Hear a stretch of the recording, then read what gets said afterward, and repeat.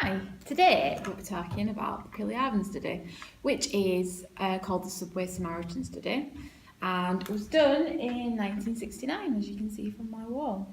So you can see social psychology is the studies in green. You'll already have done Milgram and Bocciaro in your first year of your A-level psychology. And then in the second year, we'll be doing Piliavin and Levine. And Piliavin and Levine are all about helping behaviour, why people help, what factors affect helping behaviour. Piliavin's study comes from social psychology. Social psychology is all about how our behaviour is influenced by those people around us, and we always act in a social setting no matter what situation that we're in. And different cultures have different expectations of why, when people help, when people should help and things. But we'll talk about that more in Levine's study. So the background to Piliavin's study was a girl called Kitty Genovese who in 1964 was brutally murdered in New York. This supposedly happened for around 30 minutes. She was stabbed, and around 38 people heard her being attacked, and nobody called the police. So obviously at the time it was a massive controversy. It was in all the papers. People were talking about the downfall of society, how a young woman needs help and people don't help her, and obviously why that has happened. And this is obviously really interesting to psychologists because we like to understand why people behave in certain situations and behave differently in different situations. And so Piliavin, 5 years later, decided to study helping behaviour. In particular, they're looking at diffusion of responsibility. And diffusion of responsibility is this idea that the more people there are around the person who needs help, the less likely you are to help. And this can be for a variety of factors. It can be because you think they're already getting help, you think you might get in the way, or you think you're simply not able to help them. And there's a lot of factors into why people help and don't help. And that's what Piliavin wanted to research. Okay, so what they did was they did a field experiment on the New York subway. So they're on the trains, and they picked a stop on the train where there was a 7.5 minute gap between stations. So people could not get on or off the train in this time. So they were stuck on the train for 7.5 minutes. And what they did was they had 4 independent variables. The first was the type of victim, and this was whether the victim was either drunk or ill. The drunk victim smelt of liquor and was carrying a bottle in a brown paper bag, which is typical for America. They tend to carry liquor in brown paper bags. No idea why. And the cane condition, they acted sober and they had a cane with them. Other than that, they were exactly the same. They dressed identically, they acted in the same way. The only difference was whether they looked drunk or were acting drunk or whether they appeared sober and were carrying a cane. The next IV was the race of the victim. So the guy who's carrying the cane or the bottle of alcohol, they were either black or white. The third IV is the effect of the model, whether they intervene early or whether they intervene late. If they were in the early condition, they'd wait 70 seconds after the victim fell over and then they'd step in to help. And the late model would step in 150 seconds afterwards. So approximately just over 2.5 minutes. Okay. They were also in different areas of the carriage. So you can see on the picture that there's an adjacent and a critical area on the train.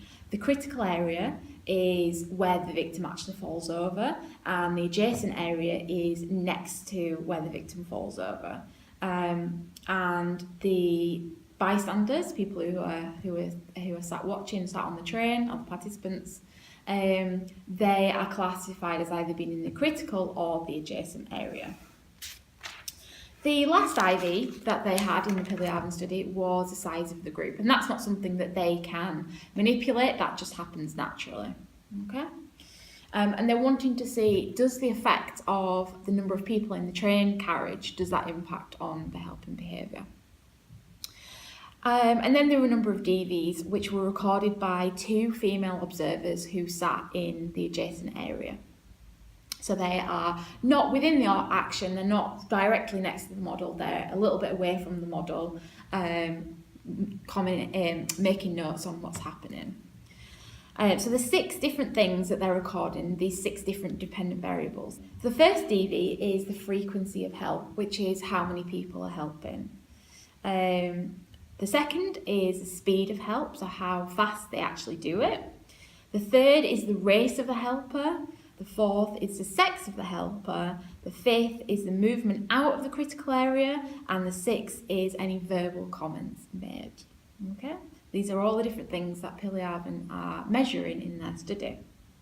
Okay, so the sample is probably one of the largest samples that we have in psychology, which makes it a little bit less, a little bit more generalisable to the overall population. It has a little bit more population validity than perhaps any other studies that we do in psychology.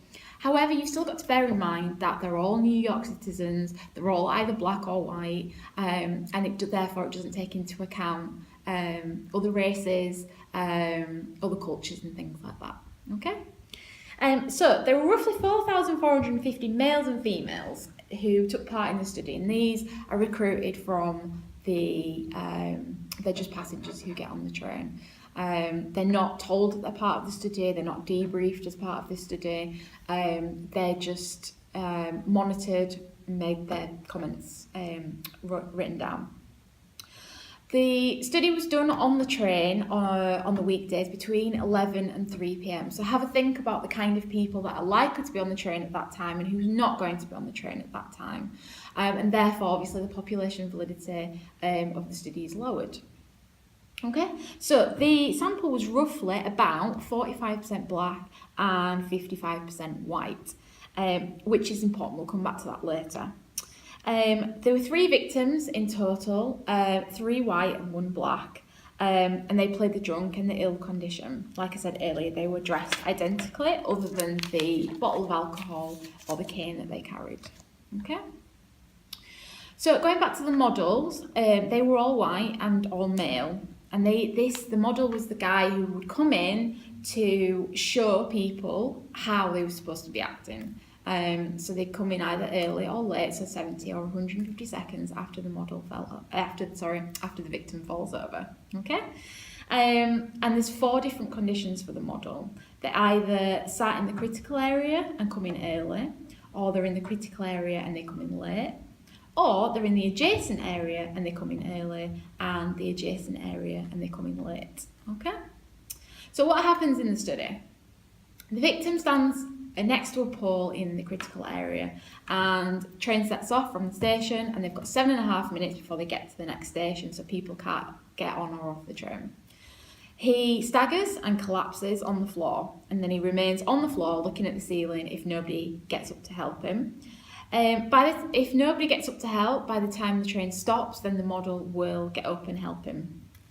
Okay, they did 6 to 8 trials a day, and what they would do is they get on the train and they go to the next station, which took 7.5 minutes. They get off the train and then they get on the train going the other direction, and they do the study again. And they did about 6 to 8 of these a day. But they actually ended up with more of the cane condition, so the ill condition, than the drunk condition, because the students didn't actually like playing the drunk condition, which is understandable. You know, it was the 60s, social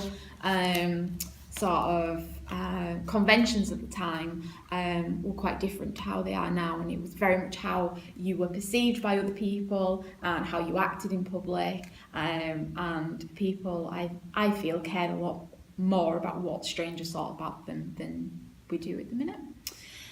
So, the results of Piliavin's study.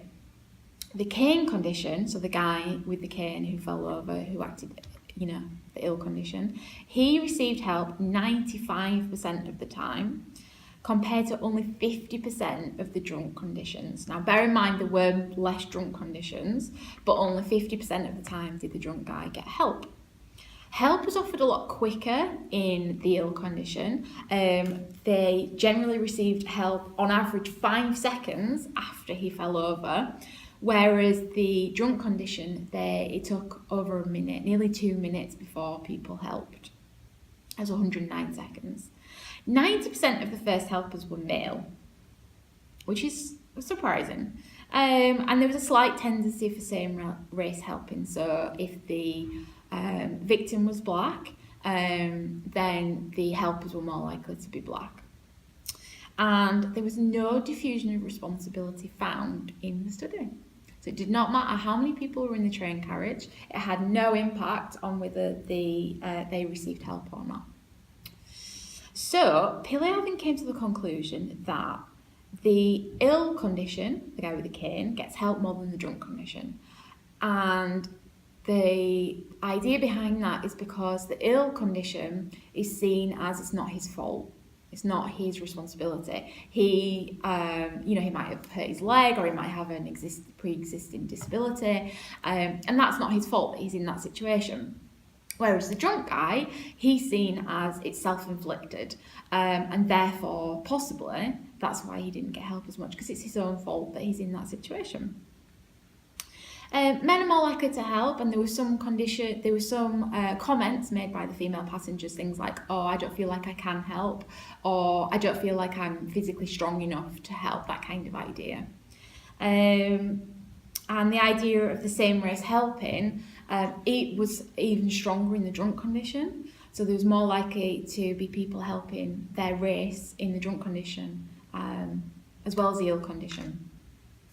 And the idea behind the diffusion of responsibility is that the train passengers can't leave. So normally, if you were in a helping behaviour sort of situation, you could just walk on by. If you feel like there's enough helpers there, or if you feel you're not able to help, or you're running late, and you just feel like you don't have the time to help, and there's somebody already there, then in which case you can just walk away, and there's no effects on you.